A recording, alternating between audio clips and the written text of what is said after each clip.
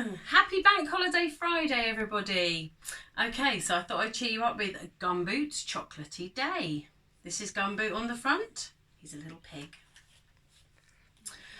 Gumboot was having a chocolatey sort of day. His aunt had been to visit him and she had given Gumboot a big bar of his favourite chocolate. Do you like chocolate? I do too. Don't eat it all at once, she had said.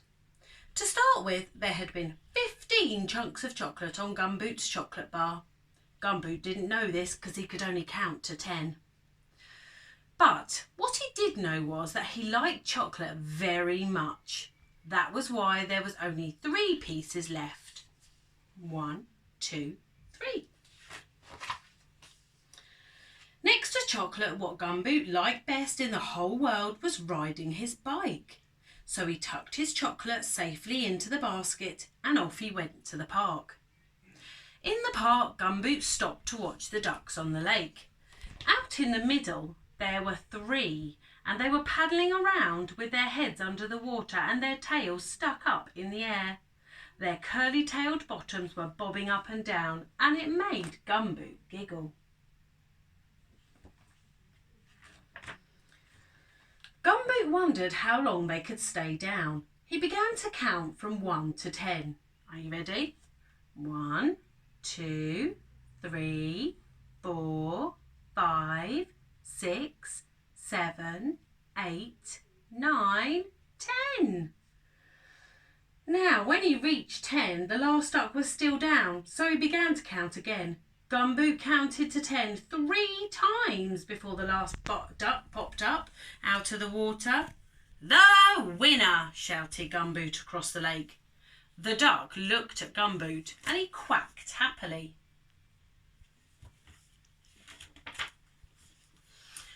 I wonder why ducks never smile, thought Gumboot to himself. Perhaps it was because of their stiff beaks.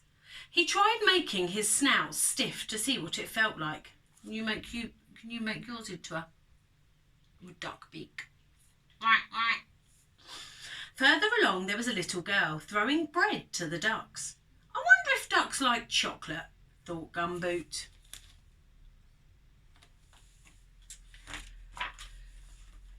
Gumboot tried to break off a tiny piece of chocolate to throw to the ducks, but chocolate bars only break where they want to, and in the end Gumboot had to make a whole chunk break off. I suppose it's worth it, said Gumboot as he took aim. But Gumboot's aim was not very good, and the piece of chocolate went straight up in the air and landed at the water's edge with a delicious sounding plop. The ducks completely ignored it. There's Gumboot throwing it. Gumboot was quite pleased. He ran to the spot, fished out the chocolate and popped it safely in his mouth where it belonged. "Ducks don't eat chocolate," said a voice. It was a little girl. She was holding a large piece of bread. "I'll swap you," she said. Gumboot thought for a moment. There were only 2 pieces of chocolate left. All right then," he said. "You can have 1 piece and I'll have the other." The little girl put the chocolate straight in her mouth and gave Gumboot the bread. That was kind. They're both sharing, aren't they? Gumboot and the little girl began to feed the ducks, and after a while Gumboot noticed that it was always the same ones who rushed to the bread and grabbed it.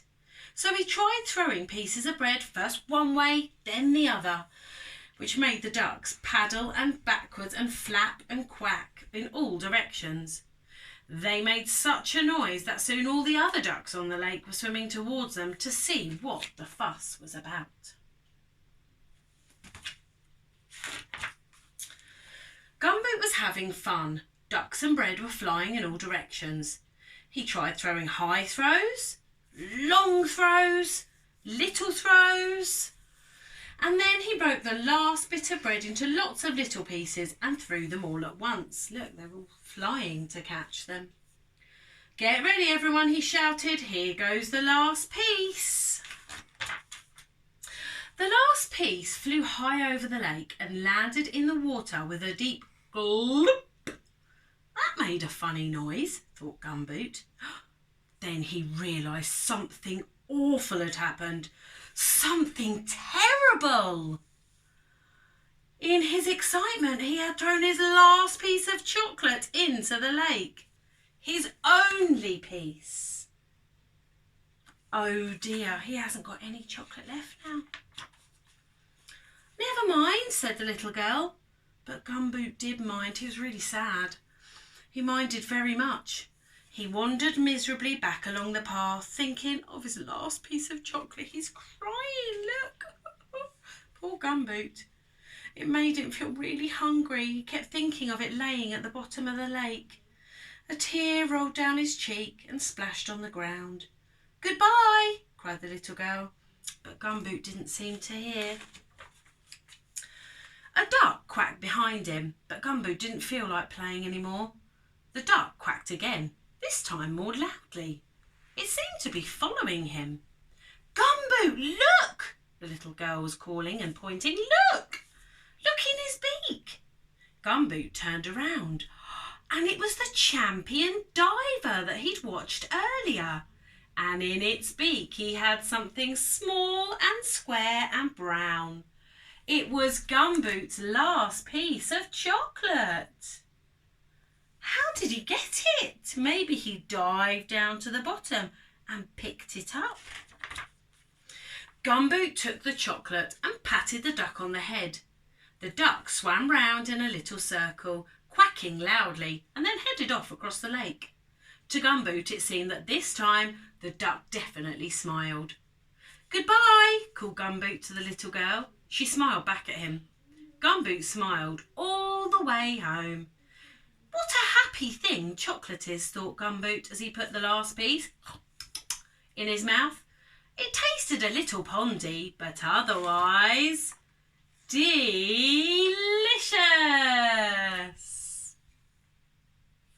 Thanks for listening. See you tomorrow.